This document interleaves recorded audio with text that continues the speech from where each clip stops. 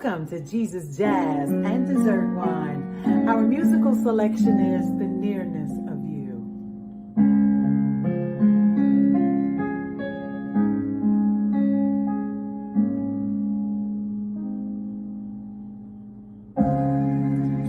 It's not the pale moon that excites me, that thrills and delights me. Oh no, it's just the nearness of you.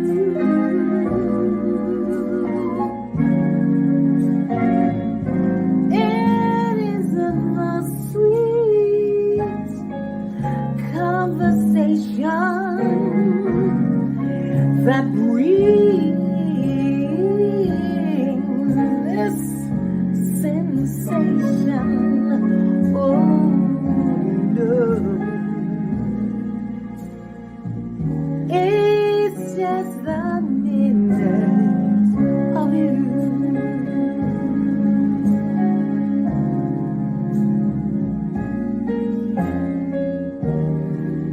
When you're in my arms and I feel so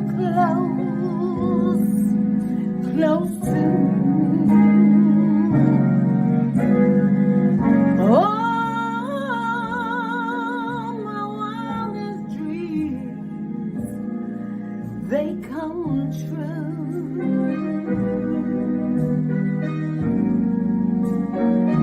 So I don't need no soft lights to enchant me. If you only grabbed me so right to hold you ever so tight and to feel you in the night. I wanna feel the nearness of you.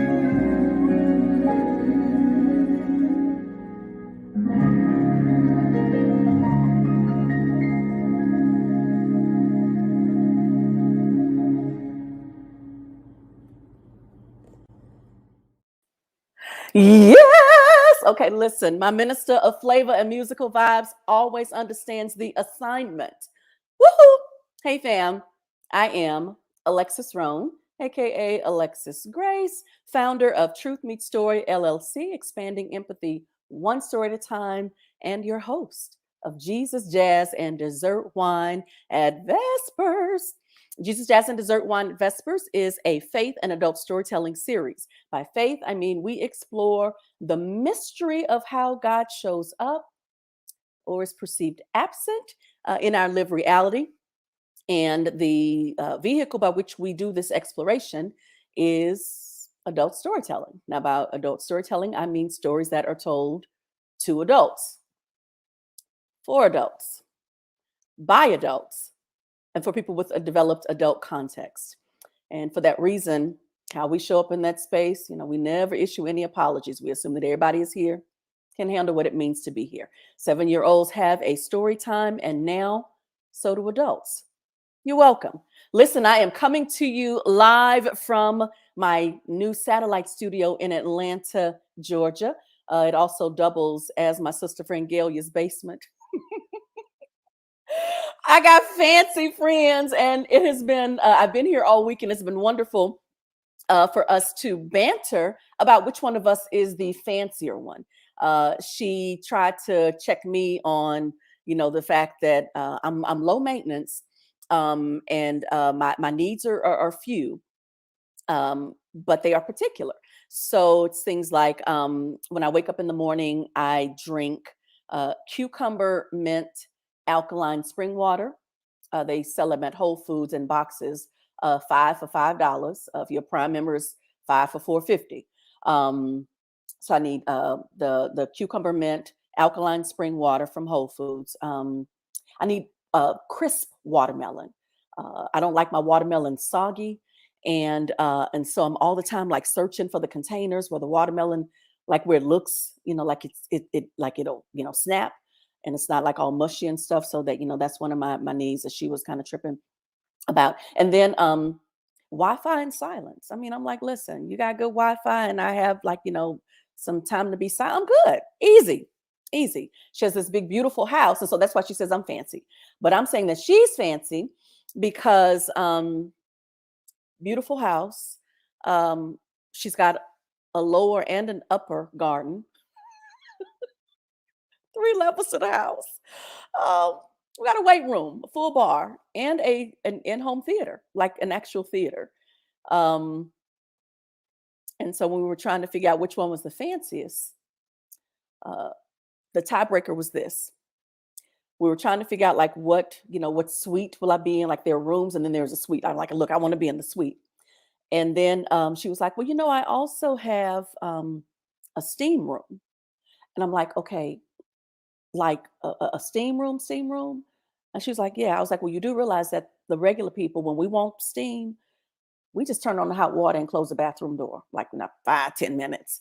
And voila, steam room. But now she has an actual steam room, and it's got a playlist. Like it has this musical thing that you can push. Now, when I'm in the steam room, I won't silence. But I'm gonna say that steam room broke the tie. Galia, you are the fancier one.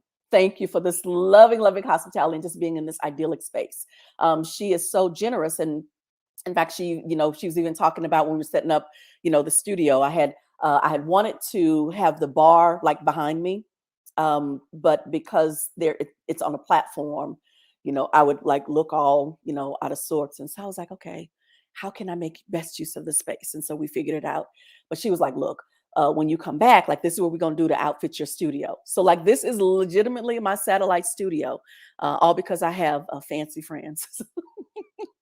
The Lord is faithful in all things and in every way. And there is one of the standard features parts of Jesus, Jazz, and Dessert Wine is a memory box that includes a picture of Nina Simone, who's a patron saint for Jesus, Jazz, and Dessert Wine.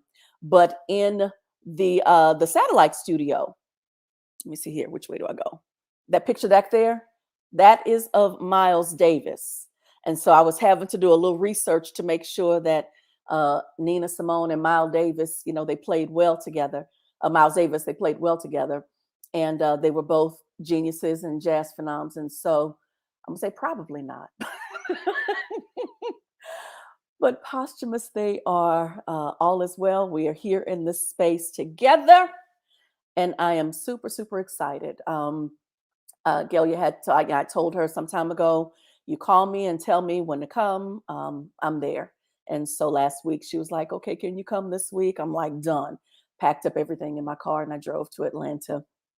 And she's been just most generous in this space. And so I'm so grateful. But everywhere I go, I show up and I practice fidelity to who I am. My cucumber mint, alkaline, spring water, crispy watermelon, Wi-Fi and silence. Like it must go with me all, everywhere I go. I have missed my my prayer walks around the my prayer garden, the Museum of Art in North Carolina. So I have missed that, but I have kept my meditation readings. And one of the books that I've been savoring, it's the biography. I've talked with you, several weeks now about the biography of Lorraine Hansberry, and it is both it's a fascinating read about a person so young who did so much in her life in these very brief years that she lived on this side of heaven. But it's also a history text. So y'all, she introduced me, and it's interesting how much history does not get shared, or how with enough time we tell the history very differently. And there are some names that just don't get any mention at all.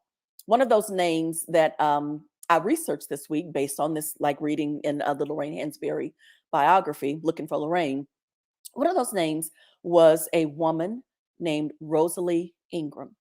She actually died here in Atlanta in 1980, but in the 1950s, She was a sharecropper, and she was farming her land, and then there was this white guy that was farming the land next to her, and he attempted to rape her, and her sons came out and they handled them. They got their hands dirty. They're like, "What you're not gonna do is rape my mama, right?" So it's 1950s. White man thinking that he can do what he gonna do. Black men, her sons come up and like, "What you're not gonna do is this thing." So they kill him. All of the sons end up going on trial along with the mother, and I think they ended up only um, so the baby boy, he was 12. They dismissed the charges against the baby with the 12-year-old, but everybody else sat on trial, and I think like within 3 weeks of this incident, they were all condemned to death. They were all given a death sentence. And so that rallied all of the progressive voices of the time. And Lorraine Hansberry was one of those voices. And so they commuted the death sentence. They didn't die by electric chair, which was that was the way the death penalty was executed at that point. So no one went to the chair, but their sentences were commuted to life in prison. So they get to live, but not as free people. The protests, the rallies continued, and within about 3 years of the sentencing, they were all released from prison. And I may have my dates. I may have my dates confused. I want to say it was 3 years, but it could have been longer. But at the end of the day, they did. They were all released from prison, and Rosalie Ingram lived here in Atlanta. She made her home here in Atlanta. She died in 1980. I say this because I was fascinated, number one, by this particular history, by the fact that I did not know her name. And I wonder, again, I wonder if the reason why I don't know her name is because the narrative that Black men love Black women does not play well within the dominant narrative. They need for us to be the least of these, the most broke down, the most despised. It does not fit well for them to actually believe that we are loved enough for the Black brothers to come in and get their hands dirty. Like that doesn't fit well. I wonder, if that's the case. But as I continue to read this biography, I'm learning all of these other things and I'm hearing all of these other names, but I'm getting the kind of the page 2 part of that story. So it's W.E.B. Du Bois, it's Paul Robeson, who every Black History Month, they are revered, and but apparently in the 50s, they decided that what we must work for is the common good, commonwealth for the common good. And then they got a label, communism. And then they were labeled communists. Now, today, when people think of, to be labeled a communist, they're like, no, that's the thing. But back then, it wasn't all that odd. It was like this is an ideology that believes in commonwealth and the common good, commonwealth for the common good. And they're like, we're all with that, particularly as Black people, and wanting to be sure that, that there is more than enough, and on and on. I did not know that even the Black folks turned on Paul Robeson and W.E.B. Du Bois when when the dominant narrative became, they are problematic. W.E.B. Du Bois was he was a co-founder for the NAACP, and they were like, okay, yeah, now he not with us. They abandoned him because the label was too big. The label that the dominant narrative wanted to place on them, and it broke my heart, and it made me feel very, very, very heavy. But it also helped me to see what doesn't change, how little changes a lot of times when it comes to folks wanting to reinforce the dominant narrative. I got into this Twitter battle over the Dave Chappelle special. And not so much over the special as much as when the couple of some of the workers were like, well, we're going to walk out and protest of the of the special. I said, yeah, walkouts work. Dave walked away from $50 million. Montgomery boycott, Montgomery bus boycott. Instead of getting on the bus, they walked. So walking works. And that was what I said. And some people found that problematic. They felt like the narrative that I should be carrying is that Dave was wrong, and that I should not be um, standing for people, who could lose their job and not have another one. And I'm like, but they got one now. And if they're going to walk off and protest, I think that above all, we need to be people who honor our values and not allow our values to be cheapened. Um, and to not trust that we're not talented enough to get, a job that is in alignment with our values. So I'm going back and forth, on, with the people, with the people on Twitter concerning this. And it struck me how everyone who had a comment, not all of them even watched the freaking special. They didn't hear where at the very end he says, look, FYI, let me just go ahead and sum all of this up. My problem is with white people. They missed that. And they've made it this whole, anti-trans narrative. And so it's really interesting what happens when the dominant folk begin to try to pit us against each other. When I think that we are better when we recognize, number one, that there is no lack, there is abundance in the earth, there is hoarding. And in addressing that hoarding, I believe that we can address a plethora of issues. I believe that that is the gospel narrative. I believe it's a gospel directive. But we are still, all these years later, getting played and separated and divided and hostile and not listening. And I'm going to say that when you when you get it wrong, there is so much beauty that comes from admitting that you were wrong and from telling the story in a very, very different way.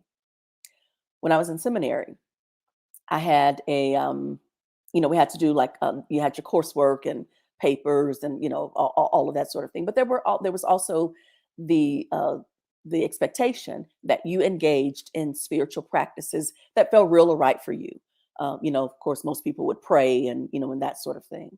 But there were so many different other spiritual practices that I took in. One of them was to do a spiritual walk, was to do a meditation service called Taze, and it was all hosted at this big Episcopal church, like within walking distance from campus. And they, they had this rector's forum. They bring in the fancy people, like Dr. Cornell West. I got to hear him at the rector's forum, and so they had that kind of budget. They had those kind of resources. They had that kind of property. But the coolest thing that this Episcopal church did was they simply left their doors open during the day. Doors wide open. Anyone could come in unsupervised and just be there. So I would go there a lot and I would pray. And then there would be members of the church who would come there and, they would, pray. And then homeless people would come in and they would just need a respite from the heat. They need a break from the heat or use, clean bathrooms or something. But they would come in and it was fine. But one day, a police officer walks in. And my first response was nervousness, like, oh Lord, who ain't acting right? Like what they like, why are they here? Like, and I'm looking around to see like what have I missed? Because I'm all, deep in my prayer time. And I'm watching the officer to see where he goes. And he walks 3 rows ahead of me. And then he turns around and he kneels in front of the pew and he prays. And I thought, what it felt like to me to know that the story on the streets is that they are problematic. When I am witnessing one who comes in to the church with the wide open doors and kneels at the pew to pray, I was ashamed that I thought that his only role was to, come and correct whoever was acting up. He was human. He was my family. And he was taking care of the resources. He was taking advantage of the resources that would help him, like me, serve, honor, show up, and be a part of serving just the common good, right where he was. And that is why I'm so excited about the story that you're about to hear today. The featured storyteller is one of my favorite people. I have been blessed to know him since middle school, where his family moved to Missouri City, Texas, a suburb of Houston. And he was lost and just needed some help with his spelling words. Now, he's behind the scene cracking up laughing. I always tell that joke about me helping him with his spelling words, but you're welcome, Ruben. But for everyone else who is in the virtual pews, you really are in for a treat.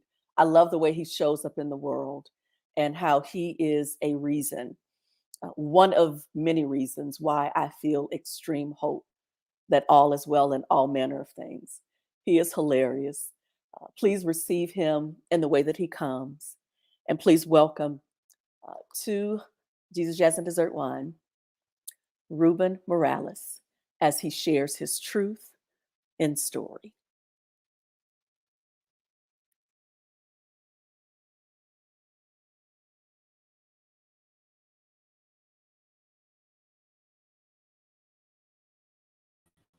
Okay, there. It is true that she did help me with my spelling in junior high, and that is why we both had to repeat that class. But that's neither here nor there. So today, I'm here to share with you. I'm thankful actually to be here because I can relate to that officer who came into that church to pray on that day.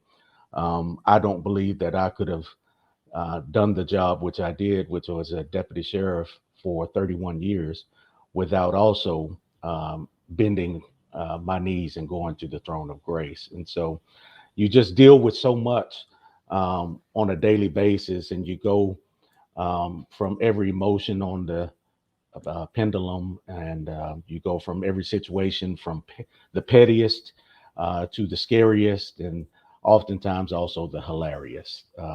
One of the pettiest um, situations that I have encountered, I believe, was when I was in my patrol car one during mid shift. It was a 7 a.m. to 3 p.m. shift, and I'm got some downtime, and I'm in the patrol car, and someone I see in the corner of my eye running up in sort of a panic, and he's motioning for me to roll the window down. So I'm like, okay, here we go. What's this all about? And it's a gentleman, a middle-aged gentleman, and I say to him something to the effect of, "What's going on? What can I do for you?" And he goes, "Yeah, are you the sheriff that patrols around here? I always see you in this area." And I said, "Yes, sir. This is my beat." And he goes, "Well, I need to know if you're the one that's in charge of the ducks." And I says, I beg your pardon? And he says, "Yeah, the ducks. It's herds of ducks over here. And they go from that park, and they in people's yards, and they fly over my house, and they make all kinds of noise. And I need to make a report."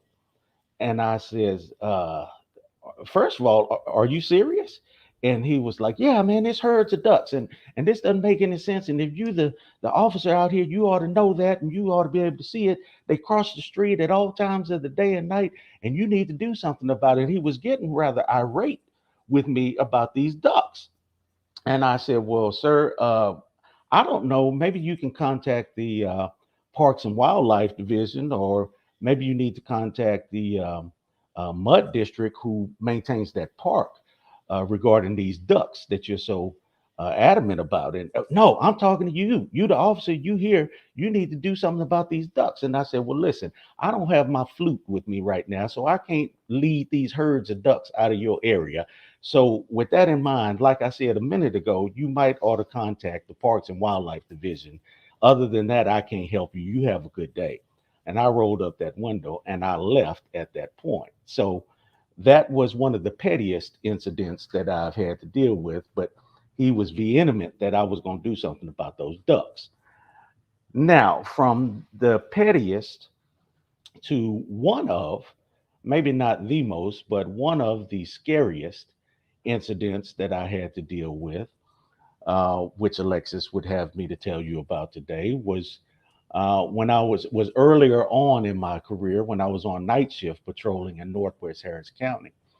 And I got a call to go to an open line disturbance at a house way out in the woods on the north side of town, very rural area. Didn't have any details. They could just hear people arguing in the background. And so I go to this neighborhood and it's dark. That night was super dark. And I get to the address. I can barely see the letters on the house. And I make my way up to the front door, which is cracked open at this time. And I hear people arguing in the house. And so I knock on the door, Sheriff's Department, and no answer. Sheriff's Department, no answer. And so I have to make entry into the house now. And so I ease on in and hand is on the gun, not really knowing what to expect. And I could hear the arguments coming from the back bedroom of the house. And so I make my way to the back and I peek around the corner, and there are voices in there, but there is only one person in there. And it is a middle aged white woman who is sitting in a room that has been torn up, furniture everywhere, glass everywhere. And she is sitting in the middle of the floor in a pile of glass from broken picture frames that are all around her. And she is playing with the glass in her hands, and she is talking to herself in a couple of different voices. And I says to her, baby, are you okay? And she says, "Rah, rah, rah, rah." Some of what she was saying was articulate, and some of it was not. And so I'm going to admit to you, this was very early on in my faith walk, and so I wasn't quite sure if what I was in the midst of was what I thought it was, until this woman looked up at me and in a voice that I had not heard before, but was quite shrilling, said to me, "I know who you are. I know who you are." And I said, "You do? I mean, you do? I mean, who are you?"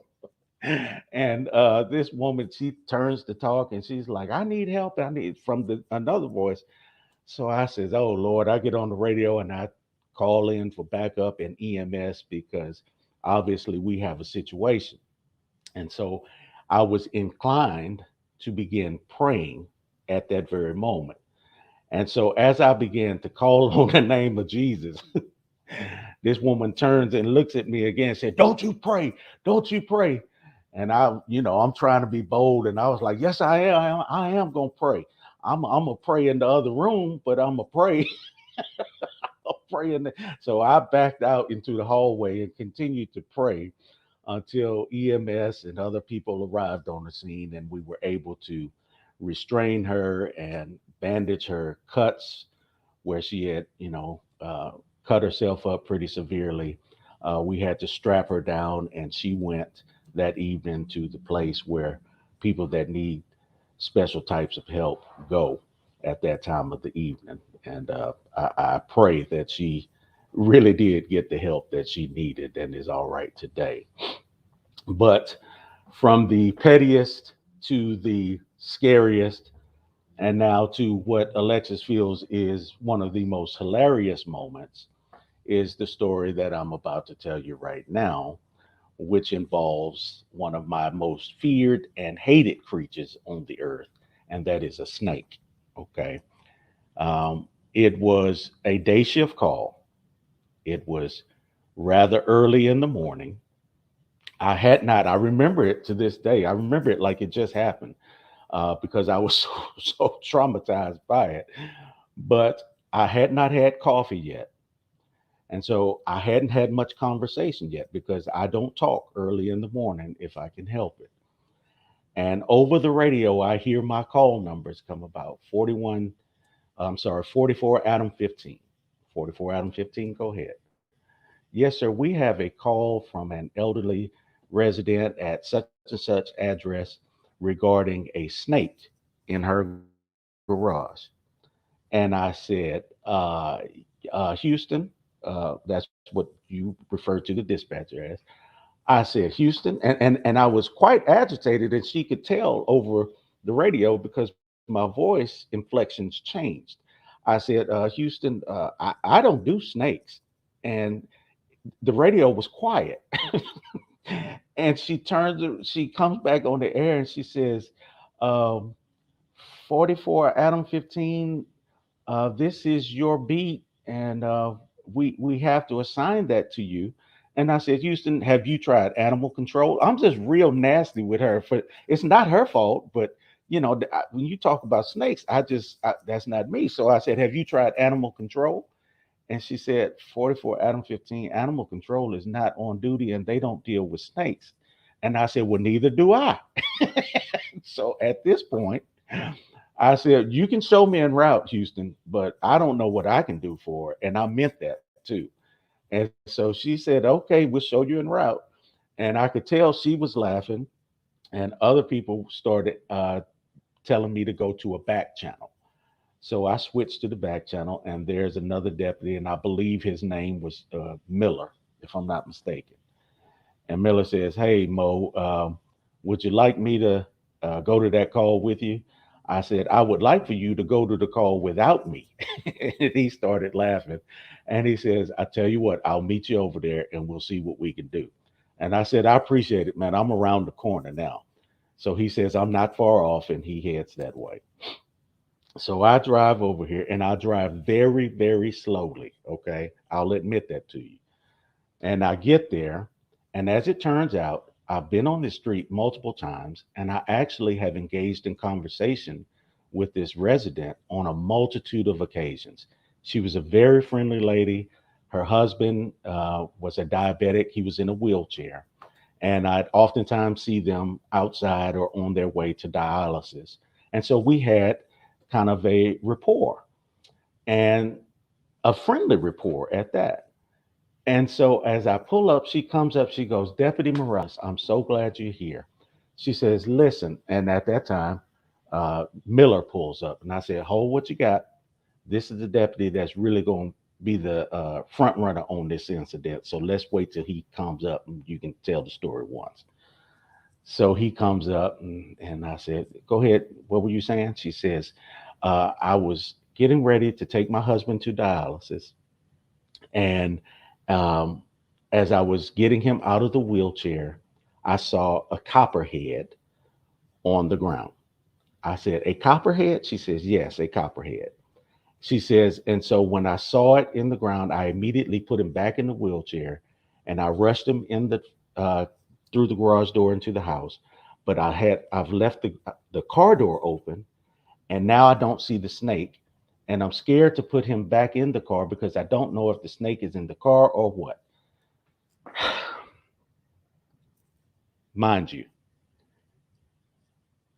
my reason for being fearful of all snakes, especially poisonous snakes, is because of my childhood traumatizations, if you will. Okay. Most of my childhood summers were spent with my grandmother in the country in a little town called Gonzales, Texas. And Gonzales, Texas had, I promise you, every kind of snake that you could think of, mostly poisonous. There was rattlesnakes, there was copperheads, there was water moccasins, there was coral snakes. And my grandmother was constantly killing snakes. And when I would climb a tree, I'd turn around and there'd be a snake skin, this long right next to me, or you'd see them on the porch. So I've just been traumatized by damn snakes forever. I don't like them. And so now I am on this scene, and this woman is asking me to help find this snake, this poisonous snake, that she is not sure where it is and do something with it. So Miller says, seeing the fear and the really, because I was mad. I don't even know why, but I was mad. But seeing my face the way it was, he takes the lead and he says, "All right, well, tell you what, we'll look around for the snake." So he begins looking in the car. He's climbing in this. It was an SUV. He climbs in this SUV and is looking for the snake. And I'm looking at him like, you got to be crazy. And the woman, I told you she's an elderly woman. She's walking around and she's in the garage and she's looking for the snake for real. Like they want to find this snake. And so I said, well, I tell you what, I ought to at least pretend like I'm looking for the snake. I mean, I don't, I don't want to. I'll pretend like I'm looking for the snake. So I'm walking around and I'm acting like I'm looking for the snake, but I'm really not looking for the snake, y'all, because I don't want to find it. And I'll just be damned. I look over in one corner on accident and I see this freaking snake. Okay, this snake is about this long. It's not that long, about a foot and a half long. And it's coiled up in the corner and it's brown. And I could see the scales and the diamond shapes on his back. And it's licking his nasty little tongue out. And I say, here's the snake. Ooh, ooh, the snake, y'all. Hey, the snake is over here. That snake. I found him. And Miller jumps out of this car and he says, hey, man, calm down. Is it running? I said, no, but it's right there. Get it, get it. He says, that's what we're here for. And I'm like, oh, Lord. Now I'm sweating profusely. Okay. I'm in this black, dark blue uniform. I got all this heavy equipment on. I'm sweating like a dope fiend somewhere he ought not be. And now we're getting ready to have to deal with this snake. Like it shit got real now. It's real. And so he says, I tell you what. And the lady is looking at me. If I could describe this look, y'all, I'm for real. She was looking at me with so much disappointment at this superhero that she had been dealing with for so long. She had seen me arrest people before. She had seen me handle my business. And now she saw me at my most feminine level that I could have possibly been in at that moment. Okay. So she's looking at me. Miller is trying to talk to me. I'm looking at the snake, and he's Mo. That's what they call him. He's like, Mo, listen, this is what we're gonna do. It's not that big of a deal. On the garage wall with some tools, some gardening tools. He says, grab a shovel and a hoe. Okay. He says, I'll pin the snake down and you just chop the head off with the shovel. And I said, chop the head. You want me to chop the head? He's like, yes, chop the head off and I'll scoop it and I'll take it away and you don't have to fool with it. I said, okay, I can do that. I can do that. Okay. So here I go and I grab a shovel and I grab a hoe and I give him the hoe and I take the shovel and I say, okay. And he pins it down, right? He's got it. The snake's got not going anywhere, but it's trying. It's doing like this. And I'm like, hey, ooh, watch him. And Miller is like, Morales, for real, you have got to calm down. I was squeaking. I know people, it was ridiculous, y'all.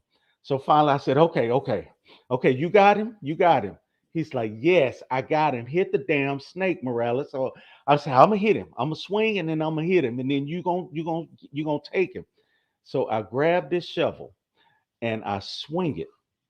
And when I swing this shovel, I didn't realize that the shovel still had some um, dried mud. Evidently, they had used it recently.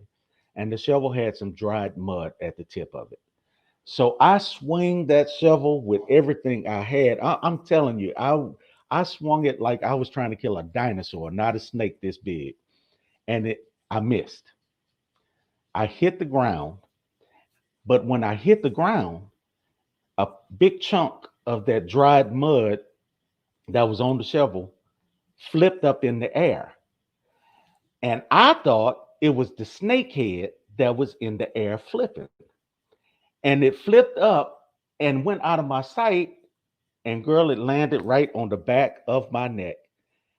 And at that moment, I was bit by the most poisonous snake in the world. And I said, ah! Ah, it bit me. It bit me. It got me. Did it bite me? It went down into the back of my uniform between my vest and my shirt, and I could feel it. And I was running and taking my clothes, my uniform off, hollering, "Get it! Get it! Oh, I feel it! I feel it! It's burning! It's burning!" I just knew that I was dying on the spot, y'all. Okay. And I'm running in circles in the garage. I'm half out of my shirt. My gun belt is hanging and dragging behind me. And Miller is running up to me, telling me, "Morales, get it together. That the snake is still on the ground over there. You are not bit." I said, "He got me. Call my family. Call my family. Tell them where I'm gonna be." Saw glory. I saw my grandmother was gone on to heaven. He finally grabbed me and he had to look in my eyes and says, "Listen, man, for real, this is ridiculous. The snake didn't effing bite you. It was a chunk of mud. The snake is still over there, and these people still need to get him to dialysis. You need to come on and quit tripping." And I was like, "Damn, okay, all right. You sure he ain't bite me?" He said, I buttoning my shirt back up, getting together. And I am so weak right at this point from sweating, from adrenaline pumping. Knees feel like rubber. I'm not playing. I am not exaggerating in the least. And we go back over here. And now this woman is literally looking at me with a scowl on her face. And Miller says, "Get the damn shovel and cut his head off, please." And the woman chimes in and she says, "Do you want me to do it?" I felt so bad at that point that I said, "No, ma'am, I got it. I got it. I got it. You get your husband together. We got it. We got it." Now I'm trying to save face. It's too late. It's a miserable wreck at this point. And so he pins it down and I take the shovel. And this time I didn't swing. I just put it right over and I jab it like that. And the head is severed from the rest of the body. At which time I said, "Oh God, oh, gagging." I can't, I'm trying to keep it down. Oh, but it is not a good look at all. Now I'm sweating and I'm pale and I'm embarrassed. And the woman is standing there looking at me with disdain. And I ask her, "You think I could get a cup of water? You think I could get a cup of water?" Now she has an attitude with me. She reaches in the refrigerator that's in the garage and shoves me a bottle of water, like, "Take your bitch ass home." So sorry. I take that water. I'm drinking the water. Miller scoops the snake up. He puts it in a bag. He says, "Ma'am, we'll take care of this. There's nothing else for you or us to do here. Get your husband to dialysis and have a good day." She looks at me. She's like rolling her eyes. She getting her husband in the car. Every time she moves, she look back at me like, "Man, I thought you ain't nothing." And so Miller, he laughs at me. Oh, he was laughing at me. And he takes the bag. He says, "You need help, man. You need help. You need to go to the gas station and get dressed." So I get in my car. I'm wiping myself down. I'm telling you, my knees were mush. I couldn't, it was like when I was trying to push the pedals on the car, it was just like spaghetti noodles. And I get there and I walk into the gas station and the clerk is like, because they all know me because that was my beat. And he looks, his name was Malik. Malik was like, "Morales, are you okay?" I said, "No, I need the restroom. I just need the restroom." So I go in the restroom, I get dressed, I come out all day long. People are looking at me because remember, this was an 8-hour shift. It wasn't but about 7:45 in the morning at this point. all day long. Everybody's looking at me, asking me if I'm okay. I make it through the shift. I get home 3 o'clock. I get undressed the right way this time. I'm exhausted. I feel like I've been working 12-hour shifts like when we did during the hurricane. And I lay across my bed. I always take a nap or took a nap when I would get off duty to kind of decompress. So I laid down, I took my nap, and damn it, I had nightmares about snakes. I dreamed about snakes for an hour and a half straight and woke up petrified all over again. I was telling people about what happened. They were thinking it was funny. I was thinking it was horrific and tragic. That's one of the reasons I'm so traumatized today behind that snake call. And uh, later on, as I was limping uh, throughout the house, I walked past a mirror. And when I looked in the mirror, I looked bad to myself. And I said, you know what? This is ridiculous. This is ridiculous. All of this behind a snake about this big that is supposed to be more scared of you than you are of it. And you have literally been sick and panic stricken and affected to the degree where you can't even hardly function. You need to cut it out. And so at that moment, I for real, at that moment, I decided, you know what, this is ridiculous. And I'm embarrassed for myself. And I'm not going to be afraid of snakes any longer. Okay. I'm not going to go out and hunt for them, but I'm not going to be scared of them if I come across them again. I'm going to stand on that promise of scripture that says, I haven't been given the spirit of fear, but of power and of love and of sound mind. Now, I have not tested that theory yet, but y'all pray for me that if and when the next encounter with a snake comes about, I'll be able to tell you that the word of God is true for real, and I'm a living witness. Okay, the fact, Ruben, first of all, I have been crying. And I ain't been able to check my makeup. I don't know what my eyes look like. And hold up, when you ended it with, I'm standing on the promises of God.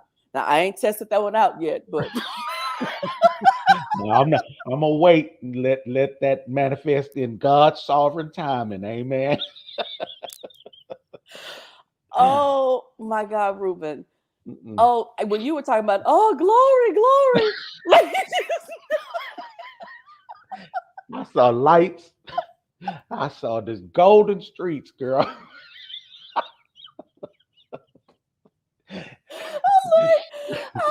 I can't, Ruben. I can't.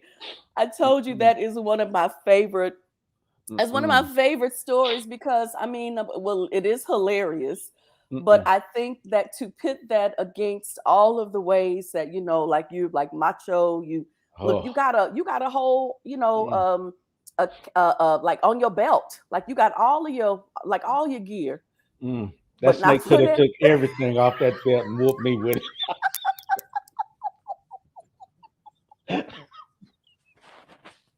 But I think that, but so what's so interesting about that though is that I think about the kinds of things, the other sorts of fears that we have in life, and how for you it was, it was a snake and it was real, and I didn't know the backstory about, like, in Gonzales, Texas, like your grandmother was Mhm. always killing snakes. I didn't know that part. Yes, So yes. now it kind of all, it makes it make well, I can't say that it didn't make sense before, but I do think it's interesting that you were more petrified by it than your colleague and the little old lady. The man in the wheelchair had more bravery than me, girl. But I think, but you know what? But like those early traumas, that's real stuff. I mean, that sets us up. That goes ahead of us. And so, like, listen, I feel bad for laughing, but I'm not alone. I'm I'm not alone. Mm-mm. But Rochelle, she says, why should we fear? And that's deep. But I love that you also said, but I ain't tested it yet. Mm-mm, Like, yeah, mm-mm. like these are the promises. So what are some of the other things that you think, when we're thinking about, here's a promise, I ain't tested, like it's just kind of a real thing. What are some of the other things? Oh, we're quick to say um, what we will stand on when it comes to scripture Mm, until face to face until, with it. until, yeah, Yeah. yeah. So that's probably quite a bit. Dr. Lamb says, I'm crying, laughing, watching this on my phone with headphones. My family's looking at me like I'm crazy.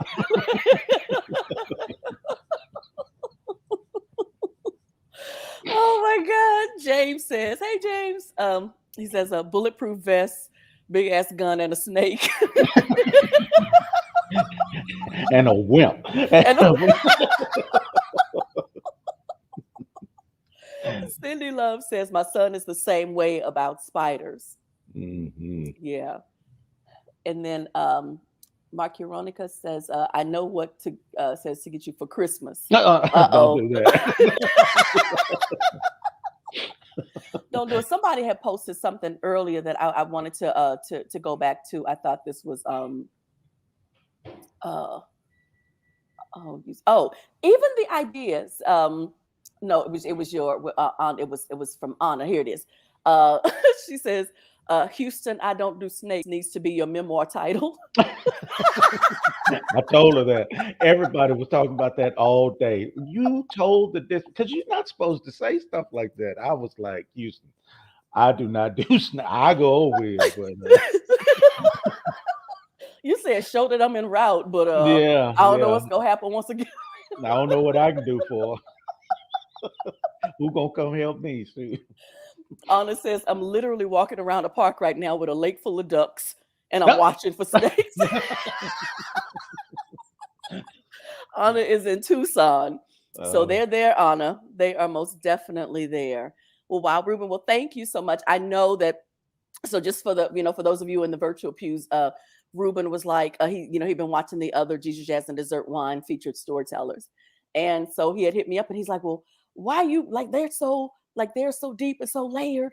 Like, why you got me on there as the court jester? I was like, listen, this story has relevancy, it has meaning, it has humor. There's so many things that are happening in life, and we need to be able to tell the whole story, which includes, big burly sheriff's deputy running from snakes. Rochelle said, I appreciate you presenting your story with femininity versus like this macho kind of a stance. Like, mhm. you just told the truth. Like this is just how it happened. And I that was is what I was a tatted up woman, girl. But you know what? But I see, and okay. So let me just say this: you say you were a tatted girl, but I feel like you were just human. You're having this human reaction to this genuine phobia, and the fact that to the two other people that were there with you didn't have the same phobia, like that means absolutely nothing, to your own lived reality. And so, like, listen, thank you for not hiding this story. This is like this story is full of gems. It's full of witness. Thank you. Um, you can follow Ruben on his ministry, Holy Lion of Judah. That's their Facebook page. You'll be able to follow him there. But there is another event or series or this I don't know how to describe it, that Ruben is prepping for. Christ Cigars and Cups. Tell us a little bit about that before we let you go. Oh, okay. Yeah, Christ Cigars and Cups is just it's a ministry effort really, and it's the idea is for people who have a love for Christ first and foremost, as well as a love for cigars, to get together with cups of whatever, no judging, of as it pertains to what's in the cup, and just have real Christ-centered discussions in a new atmosphere, in a relaxed atmosphere, where it might not typically be manifest itself. Everybody's not running into four walls on Sunday, and so why not bring Christ to other social advents in order to edify the body and maybe even bring somebody in. Absolutely, absolutely. I told you before that I love that concept, and I believe that this particular concept is going to most definitely land, and it's going to be bigger, and it's going to be expansive. And so, how soon before you start launching? I said I know you have there's planning behind the scenes that's going on right now, right? Yeah, the idea is out, the planning is there. I'm just in the final stages of trying to figure out, once we do gather, what the platform will look like as far as getting the dialogue established and letting it be free flowing, not scripted or traditionally set.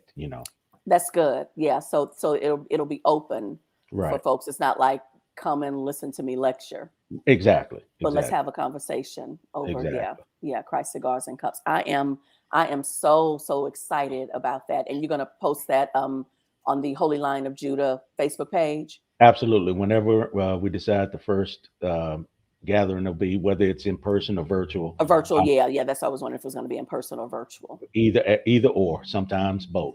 Okay. I'll let you know. Okay. My mom said at least he showed up, which is like facts. Like we don't talk enough about like what it means to show up. Like, she's still talking about your snake story. But I think also for Christ cigars and cups too, you are making like you're showing up in that way as well. I'm super excited about that, but I've already told you. James is like Medea. There you go. Says Gigi says, but it gives me comfort to see you can be that afraid and come through it. That part. Absolutely. That part. Yeah. It didn't take you out. It almost did. James was like Christ cigars and tequila. Oh, I love that. Like your committed beverage. Well, what's in your cup is your business. There it is. Facts. And that's not even the important thing. I love Right. that. I love that. Ms. Collins said it's the cockroach for me. Years ago, I paid my brother $10 to come to my apartment and kill one so that I could go to work. Miss Collins, they were gonna keep you from we need you, Miss Collins, up in the school system, and the cockroach is about to keep you from us. That was gonna be very problematic. And then Shanice said, your godson says hello and great story. Oh, I love it. I love it. And I'm super excited, for you, Ruben, and everything that, so thank you for trusting me and giving this story air and room to encourage others. So we good. Absolutely. Yes. Absolutely. All right. Well, don't leave me. I'm just put you backstage real quick. Okay.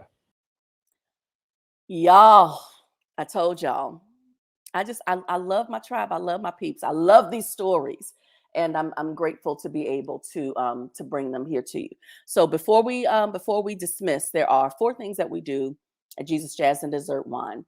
The first is we offer a public lament. Now, I am a lover of the scriptures, everything from Genesis to maps, and it's not it's a spiritual discipline, but I just literally, I love the text and I love how I feel and I love the little gems and different things that I find. But what I tell people about the scriptures is that, I believe that they are, that the Bible is the universal story of humanity, but it is particularized.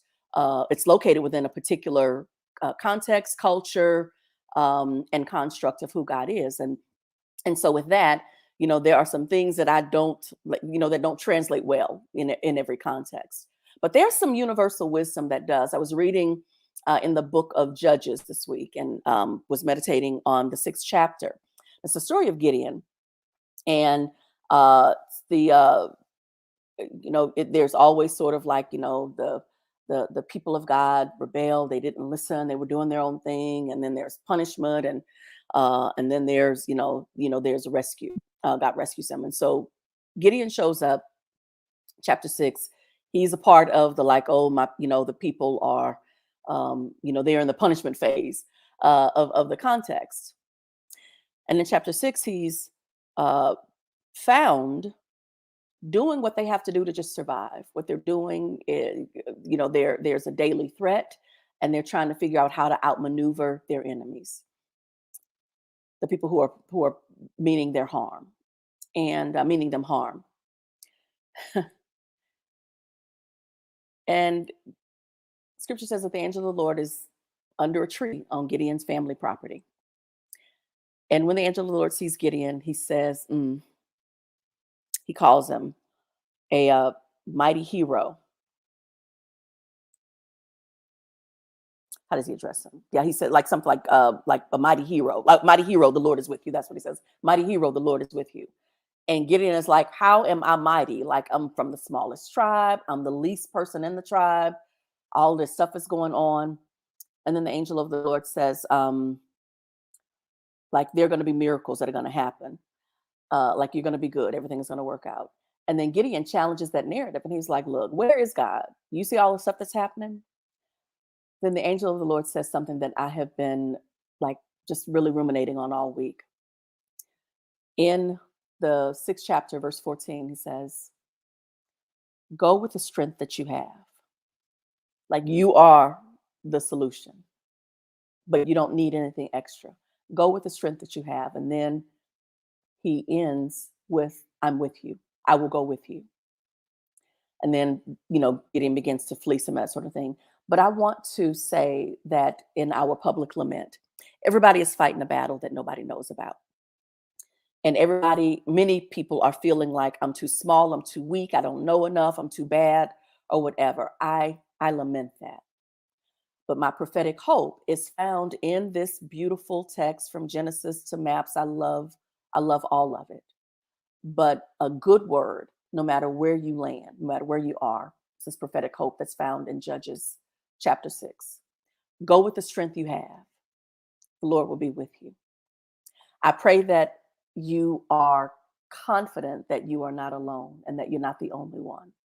I pray that that brings you some sort of hope, some sort of resilience, and some sort of commitment to stand in the fight. Ruben was like running around and then he was playing with it and then he had to show up and get it done.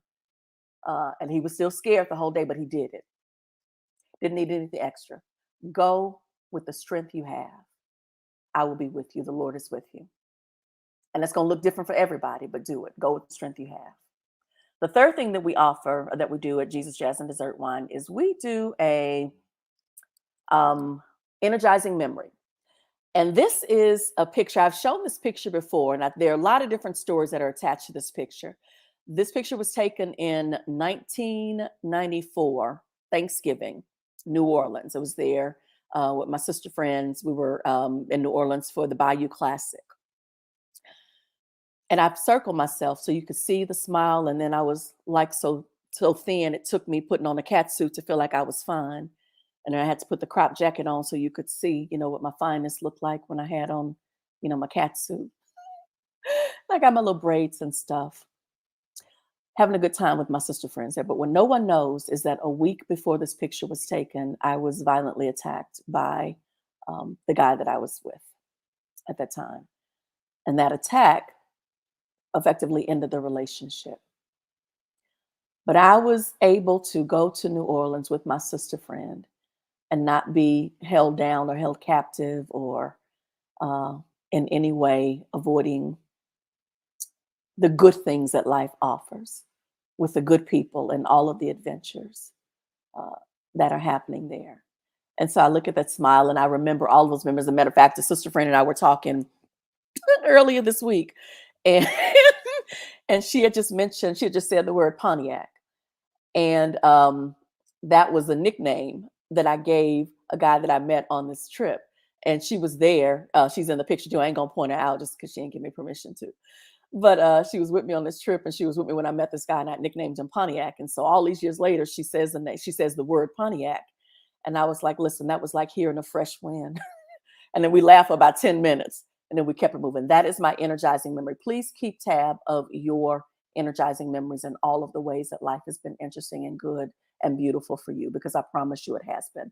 The fourth and final thing that we talk about at Jesus Jazz and Dessert Wine is giving. And in the spirit of, the text that we read about going with the strength that you have, I want you to also recognize that everything doesn't have to be sacrificial when you're talking about giving. Give what you can. If everybody does just a little bit, then it really does go a lot more. And the giving isn't exclusively money. The giving isn't just about like your resources. It could just be your time. It could be grace. Um, there are some of us that are like, listen, I don't have enough for this moment. Okay, then what you need to do is to give yourself permission to do what you need to do.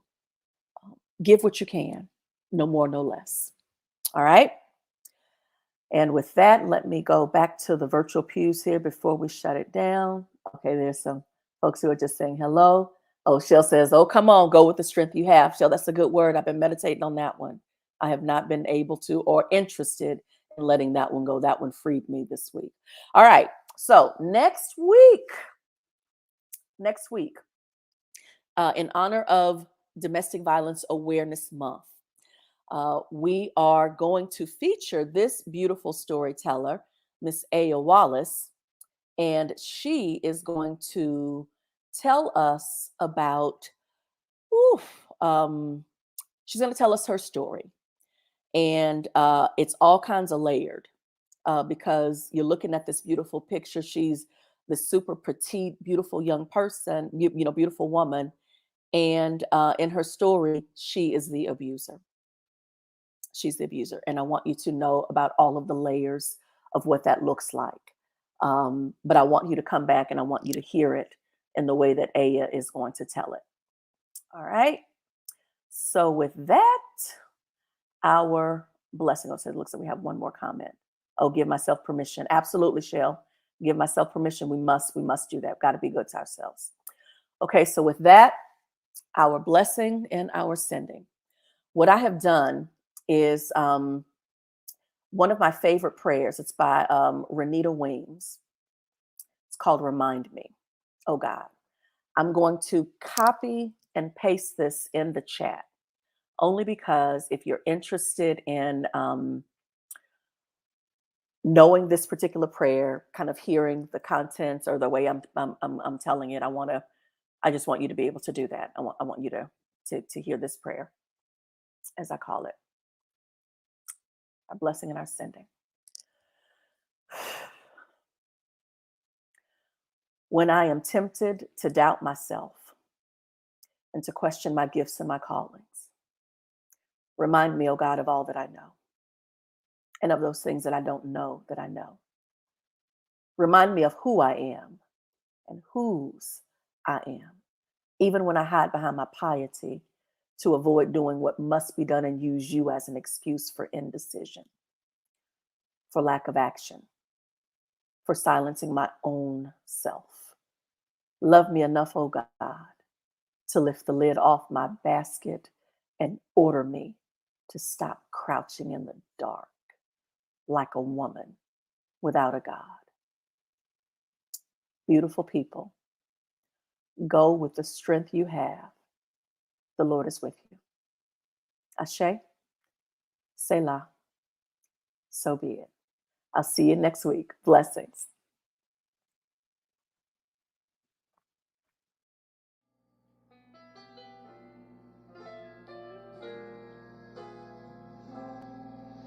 My funny Valentine, sweet comet Valentine, you make me smile.